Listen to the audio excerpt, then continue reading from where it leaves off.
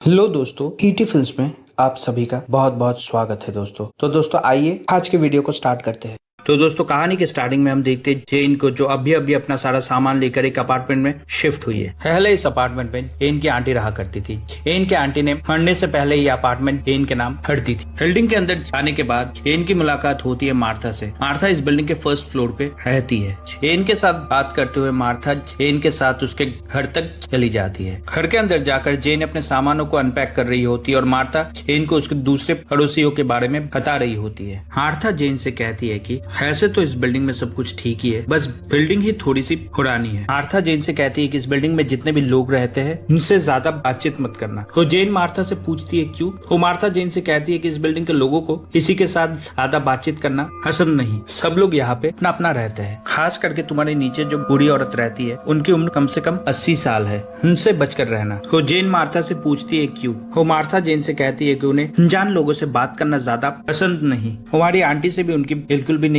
बनती थी। मार्था की बातें सुनकर जेन मार्था के बातों पे इतना ध्यान नहीं देती है। फिर सीन चेंज होता है और हम देखते हैं कि जेन अपने घर के सामानों को अनपैक कर रही होती है। सारे सामानों को एडजस्ट करने के बाद जेन अपने फ्लैट के खिड़की के सामने जाकर खड़ी हो जाती है। जेन अपने सामने की बिल्डिंग को देख रही होती है कि तभी जेन देखती है कि सारे लोग अपने अपने फ्लैट में कितना ज्यादा अनहा और अकेले हैं। दूसरे दिन सुबह जेन अपने ऑफिस के लिए निकलती है कि तभी जेन देखती है कि उसके घर के सामने एक चिट्ठी रखी हुई है। वो जेन उस चिट्ठी को उठाकर पढ़ती है। वो जेन देखती है कि उस चिट्ठी में किसी का नाम नहीं लिखा हुआ है, सिर्फ इतना ही लिखा हुआ है कि हमारे घर के अंदर से बहुत ही ज्यादा आवाजें आती है, तुम इन आवाजों को कम करो वरना ठीक नहीं होगा। वो जेन उस चिट्ठी को पढ़कर उस चिट्ठी के बातों पे इतना ध्यान नहीं देती और जेन अपने ऑफिस चली जाती है। दूसरे सीन में हम देखते हैं कि जेन बारिश में भीगते हुए आकर उस बिल्डिंग के अंदर घुसती है। तभी जेन एक आदमी को देखती है जो उसे देखते ही दौड़ते हुए ऊपर की तरफ भागता है। तो जेन उस आदमी को आवाज लगाते हुए वो भी उसके पीछे पीछे ऊपर तक जाती है। ऊपर जाकर जेन देखती है कि वो आदमी एक फूलों के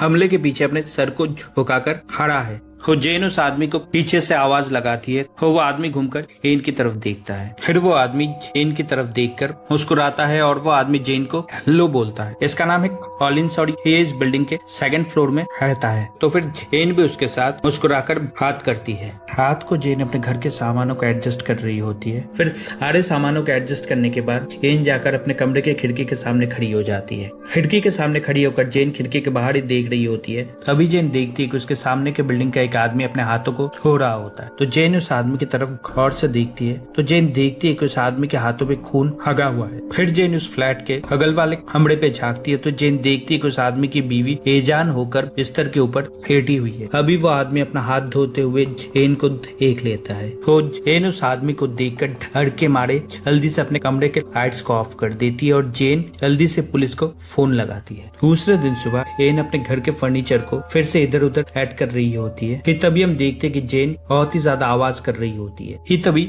नीचे के फ्लोर से जेन के फ्लोर पे कोई जोर जोर से नॉक करने लगता है। जेन देखती है कि नीचे से कोई इतनी जोर जोर से उसके फ्लोर पे मार रहा होता है कि टेबल के ऊपर रखा चाबी भी वाइब्रेट करने लगा है। फिर सारे काम खत्म करके जेन अपने ऑफिस के लिए घर से बाहर निकलती है। तो जेन देखती है कि फिर से उसके दरवाजे के सामने एक चिट्ठी रखी हुई है। तो जेन उस चिट्ठी को फिर से उठाती है और जेन इस चिट्ठी को पढ़ती है। तो जेन देखती है कि उस चिट्ठी के अंदर लिखा हुआ है कि मैंने तुम्हें बहुत बार कहा कि घर पे आवाज मत करना, पर फिर भी तुम मेरी बात नहीं सुनती हो। अगर तुमने फिर से आवाज की तो मैं तुम्हारे ऊपर स्ट्रिक्ट एक्शन लूंगी। तो जेन जल्दी से जाकर उस बूढ़ी औरत के दरवाजे पर नॉक करती है। काफी देर तक नॉक करने के बाद जेन देखती है कि कोई भी आकर दरवाजा नहीं खोलता है। तो जेन मजबूरन उस चिट्ठी के पीछे सॉरी लिखकर जेन उस चिट्ठी को उस बूढ़ी औरत के दरवाजे पे टांग कर चली जाती है। फिर शाम को जेन अपने ऑफिस से घर वापस आती है। तो जेन वापस आकर देखती है कि वो चिट्ठी अभी भी उस दरवाजे पे टंगी हुई है। किसी ने भी दरवाजा खोलकर उस चिट्ठी को देखा तक नहीं है।